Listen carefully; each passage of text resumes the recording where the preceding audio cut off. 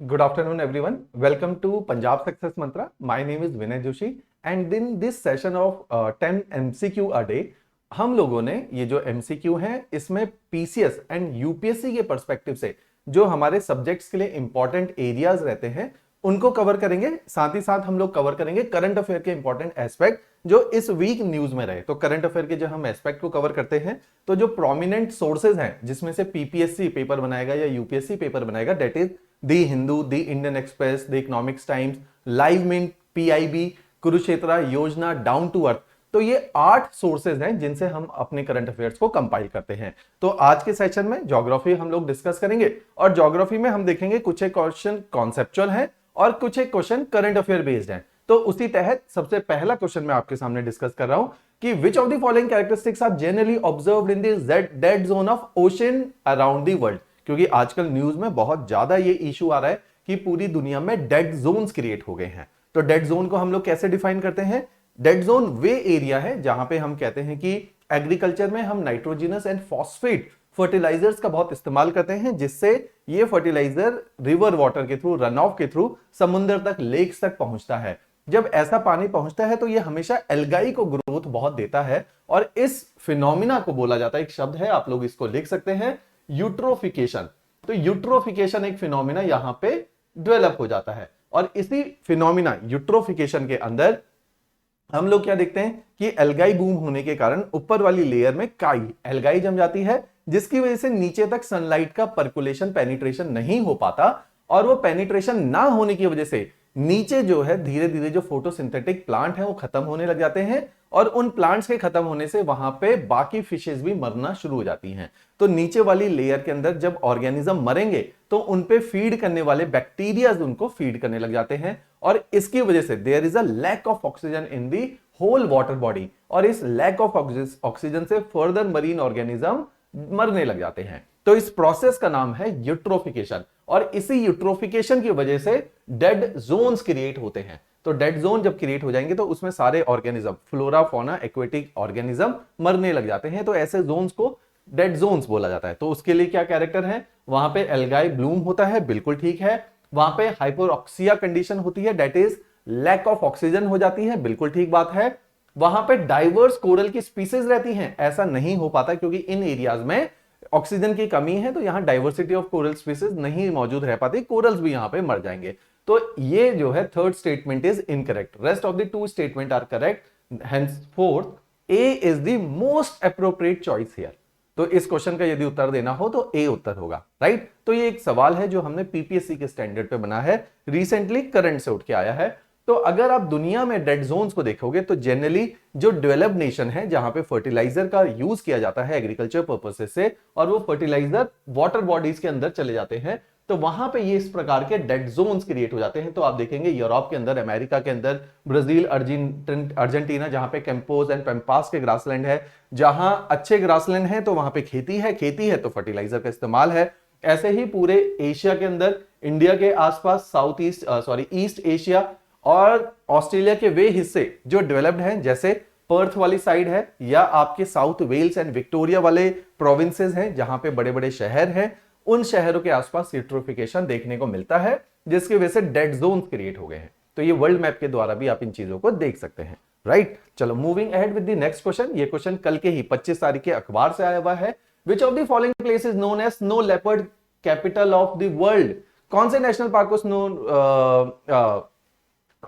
किसको snow leopard capital of the world बोला जाता है? तो the right choice is A, Hemis national park. Hemis national park जो है कश्मीर में, लद्दाख वाले प्रोविंस में सिचुएटेड है। ये इंडिया का लार्जेस्ट नेशनल पार्क है। इसमें से अगर आप देखेंगे किस तरह से न्यूज कवर्ड है कि study on snow leopard and its prey, the Hindu में ये न्यूज आई थी और इस तरह से स्नो लेपर्ड आपको देखने को मिलेगा। ये जो पीडीएफ है आज के सेशन की, ये डिटेल्ड में टेलीग्राम चैनल पंजाब सक्सेस मंत्रा में आपके डाल दी जाएगी, वहां से आप इस पीडीएफ को पिक कर सकते हैं। और यहीं पे आप देख सकते हैं national mission on Himalayan studies, ये यहां पे इसने ये स्टडीज करी और इन्होंने ही स्नो लेपर्ड को आइडेंटिफाई किया और इसको जो है ये उपाधि भी दी है। तो national mission on Himalayan studies itself is a very important part, क्योंकि ये एक ऑलरेडी एक पॉलिसी है जो हम आने वाले क्वेश्चंस में डिस्कस करने भी वाले हैं। तो इस प्रकार से न्यूज़पेपर को जब हम लोग खंगालते हैं तो इस तरह से क्वेश्चंस को हमें देख के ये आइडेंटिफाई करना पड़ेगा कि किस लेवल का जो है ये न्यूज है और इससे हम फर्दर अपनी नॉलेज को कैसे एनहेंस कर सकते हैं, राइट। चलो moving towards the question number third. If the average air pressure at Darwin is higher than Indian monsoon से है, तो डार्विन कौन सा हिस्सा है कि अगर ये ऑस्ट्रेलिया है तो यहाँ केप योग पेनिनसुला में डार्विन एक हिस्सा है, दूसरा सेंट्रल पैसिफिक ओशन में एक हिस्सा है जिसका नाम है तहीटी, तो ये तहीटी सेंट्रल पैसिफिक ओशन का पार्ट है, दिस इज डार्विन। तो इन दो हिस्सों के बारे में बात की है।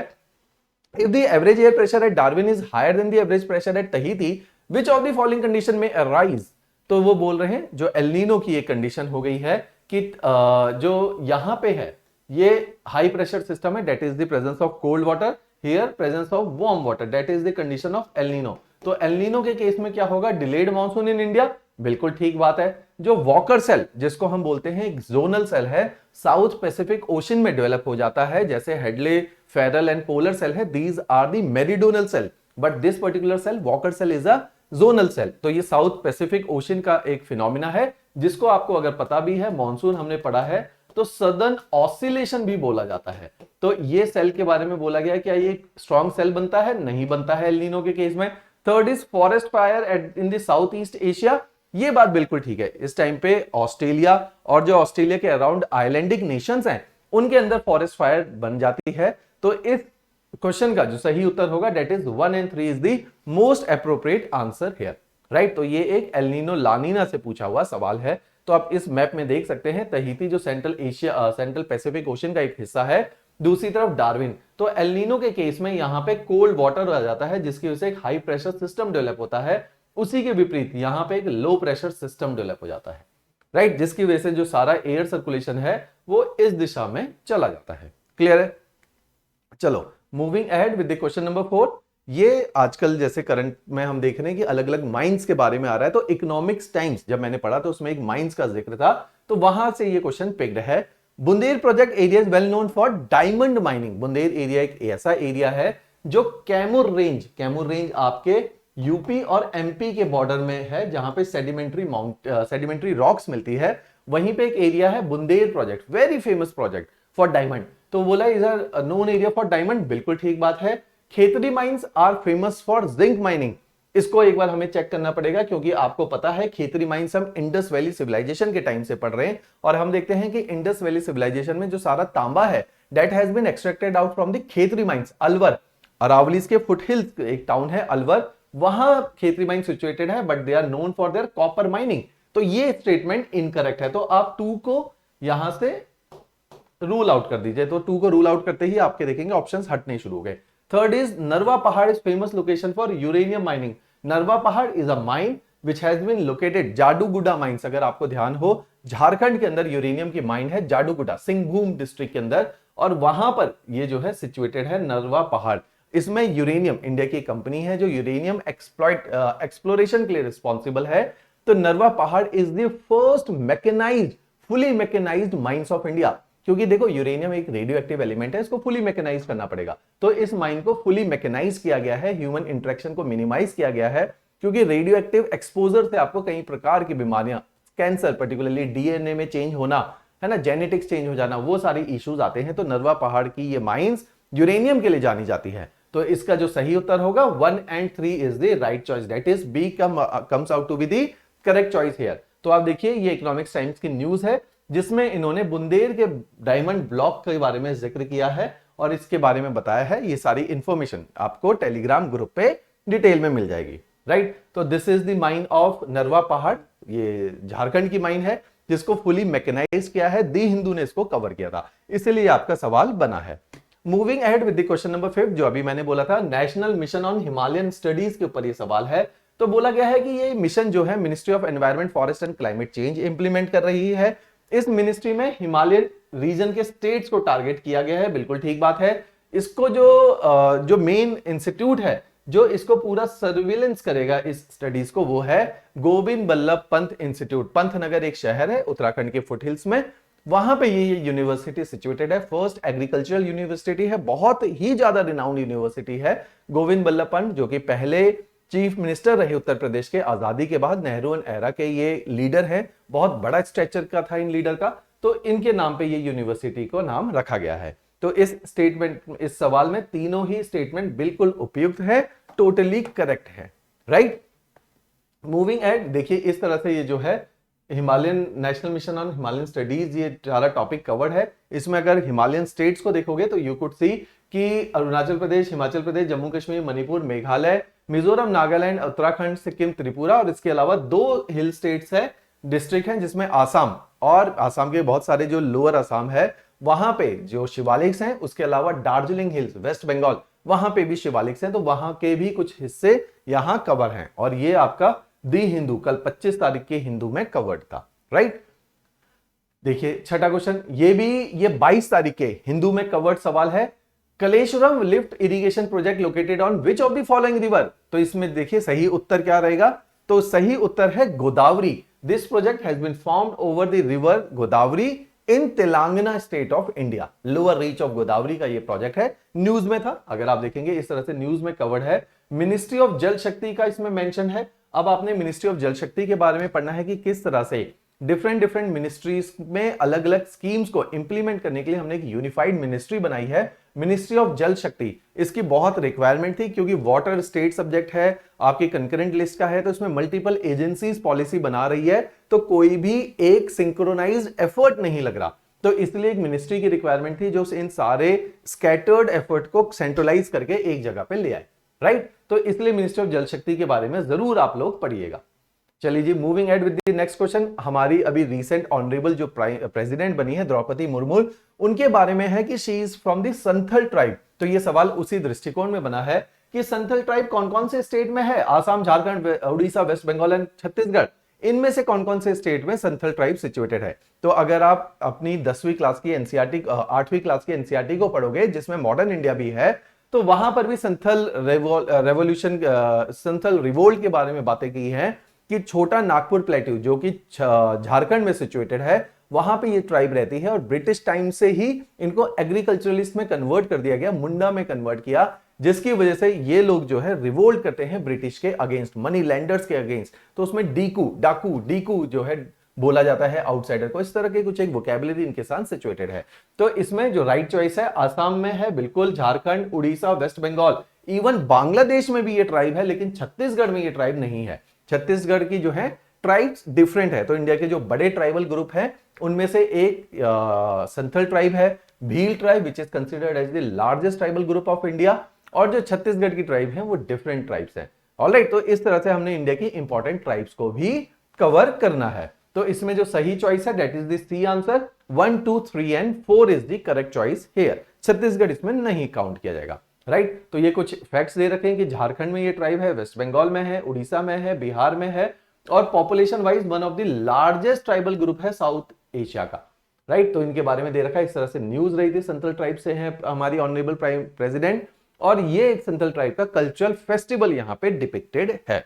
ऑलराइट, चलो दी, coming to the 8th question. अभी हमने देखा पंजाब के चीफ मिनिस्टर साहब भगवंत मान जी ने एक रिवर का पानी पिया और पानी पीने से ही फेल सिक, और आजकल अपोलो में वो एडमिट है। तो उसी के ऊपर काली बेन रिवर जो है वो इंपॉर्टेंट हो गई है। तो इसके बारे में एक फैक्ट है, ये कॉन्फ्लुएंस पे मिलती है जहां पे सतलज और ब्यास कपूरथला में मीट करती है, वहीं पे ये रिवर भी मीट करती है। बिल्कुल सही स्टेटमेंट है। इस रिवर के बारे में आप लोगों को पता ही है, श्री गुरु नानक देव जी का जो है यहीं पे एनलाइटमेंट उनको मिली थी कालीबेन रिवर पे, तो इसलिए भी ये इंपॉर्टेंट है।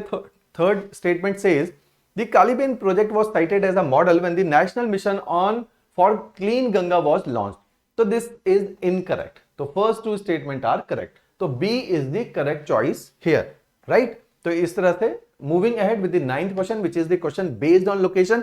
ज्योग्राफी में चाहे यूपीएससी हो चाहे पीपीएससी हो, आप देखेंगे कि जो क्वेश्चंस हैं वो लोकेशन के ऊपर जरूर आ रहे हैं। तो ये सारी लोकेशंस लगातार न्यूज में आ रही है। यूक्रेन रशिया का क्राइसिस चल रहा है, तो वहां पे इस तरह की वाटर बॉडीज भी न्यूज में बनी रहती हैं। तो उसी में हम देखते हैं, एक है कि ये जो स्ट्रेट है वो किन 2 वाटर बॉडीज को कनेक्ट करता है। तो strait has been defined at a narrow and shallow water body which is connecting to larger water body, तो उनको स्ट्रेट बोला जाता है। इन लार्जर वाटर बॉडीज में देखो, straight of Hormuz says connects Persian gulf and Gulf of Oman, ये गलत है। It connects gulf of, sorry यहां यमन लिखा है but it connects gulf of Oman. Second is बब अल मंडेब जो रेड सी के पास में है, it connects Red Sea and Gulf of Aden, बिल्कुल ठीक है। Bosphorus strait connects Sea of Marmara and Aegean Sea, ये इनकरेक्ट है, it connect Sea of Marmara and Black Sea, तो यहां पे ब्लैक सी होना चाहिए था। Next is Strait of Kerch connects Sea of Azov and Black Sea, बिल्कुल ठीक है, क्रीमिया के पास ही है कर्च, तो यहां पे 2 and 4 statement are correct, right, rest of them are incorrect. अगर इनके मैप्स हम देखेंगे तो आप देखिए स्ट्रेट ऑफ हॉर्मुज जहां से एनर्जी लेन्स पास हो रही है, इंडिया का एनर्जी यहां से आता है, यहां पे हमने एक पोर्ट बनाया है ईरान में जिसका नाम है छा बहार पोर्ट, ये पोर्ट इंडिया ने ईरान में बनाया है to secure our energy lanes. तो Strait of Hormuz connect Gulf of Oman with Persian Gulf. दूसरा है हमारा Bab al Mandeb, very important water body, ये रेड सी और गल्फ ऑफ एडन को कनेक्ट करने का काम करता है। इसके अलावा आप देखोगे Strait of Kerch Sea of Azov जो कि क्रीमिया के पास है, दिस इज क्रीमिया, और यहां ब्लैक सी है तो इसको कनेक्ट करता है। इसके अलावा सी ऑफ मरमरा और ब्लैक सी को कनेक्ट करने वाला बॉस्फोरस स्ट्रेट यहां पे है, जो टर्की को भी दो पार्ट में डिवाइड करता है। ये हरे वाला पार्ट टर्की है, टर्की का ये हिस्सा जो इस्तांबुल है that has been laid in Europe, rest of the part of Turkey is in Asia, right. तो इस तरह से जो है आजकल नए सवाल लोकेशन के ऊपर बनाए जा रहे हैं। Coming to the last question of the day, इसमें पूछा गया इंडिया में जैसे 18 बायोस्फीयर रिजर्व है, out of 18 biosphere reserve which are protected site, 12 of them has been mentioned under MAB program which has been initiated by UNESCO, man and biosphere programme, जिसमें human interaction को बढ़ावा दिया जा रहा है और ह्यूमन से होने वाले नुकसान बायोस्फीयर रिजर्व को घटाया जा रहा है। तो 12 ऐसे बायोस्फीयर रिजर्व हैं जिसको MAB के अंडर आइडेंटिफाई किया है। इनमें से वे प्रोजेक्ट कौन से? तो आपका होमवर्क क्या है कि आपने सारे बायोस्फीयर रिजर्व आपको हिंदुस्तान के पता होने चाहिए, उनके स्टेट पता होने चाहिए, उनकी लोकेशन पता होनी चाहिए, उसमें से MAB वाले कौन से उनके बारे में पता होना चाहिए। तो शीशाचलम बायोस्फीयर रिजर्व है लेकिन MAB के अंडर नहीं है। Manas is a biosphere reserve but not comes under the ambit of MAB program. तो rest of the two, Pachmarhi which is in the Madhya Pradesh, upper part of Madhya Pradesh है जहां यूपी के साथ टच होता है मध्य प्रदेश, वहां पे पंचमारही है। दूसरा है Simlipal which is in Orissa. तो these are the two biosphere reserve which are the part of MAB program, then B comes out to be the natural choice here, that is the correct choice। इसको अगर आप देखोगे तो यहां पे आप देखिए ये जो हरे मार्क्ड हैं, these are the site of MAB programs। तो 12 site has been identified under MAB programme. इसको आप एक बार आपने गूगल करके या अपने नोट्स में से रेफर करके अपने पास लिख के रख लीजिए। And rest of them are the biosphere reserves of India. तो आज हमने 10 सवालों को किया, इसमें से कुछ क्वेश्चंस बिल्कुल ही करंट बेस्ड थे, कुछ एक पार्शियली करंट बेस्ड थे एंड प्योरली कॉन्सेप्चुअल भी थे। तो आप इन क्वेश्चंस को अच्छे से रिवाइज कीजिए। इसकी PDF आपके पंजाब सक्सेस मंत्रा के टेलीग्राम चैनल पे अवेलेबल है। ऑलराइट, चलिए जी, थैंक्स अ लॉट।